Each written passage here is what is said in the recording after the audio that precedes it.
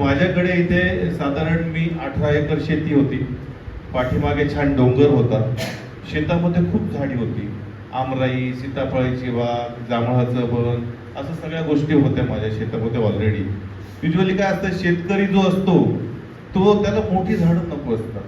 बांधावरची पण झाडं तो कापून टाकतो. त्याला नितळ पाहिजे, शेत एकदम नीट पाहिजे. त्याच्यामध्ये कोणते काडी कचरा, मोठं झाड असं नको, कारण मग झाडाची सावली पडते, तिथे शेती होऊ शकत नाही. पण कृषी पर्यटन केंद्र चालवताना तुम्हाला हे लक्षात घ्यायचं आहे का त्या ठिकाणी भरपूर वनराई पाहिजे.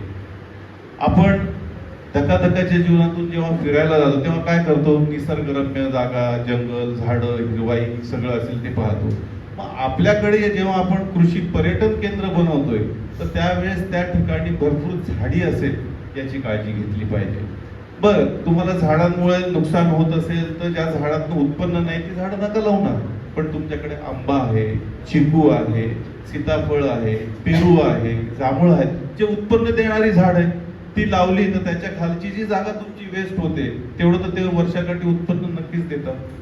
त्याच प्रकारे आलेल्या पर्यटकांना त्या झाडांकडे पाहून जो मानसिक समाधान मिळतं, त्या झाडाखाली बसून 2 घास खाणं म्हणा किंवा गप्पा मारणं, ह्याचा जो आनंद मिळतो तो इतर कशात नाही. आणि कृषी पर्यटन केंद्रामध्ये सुरू करताना याची काळजी घ्या. तर तुमच्या याच्यात असेल की आपल्याला करायचं आहे तर या पावसाळ्यात नक्की 5-50 झाडं लावा.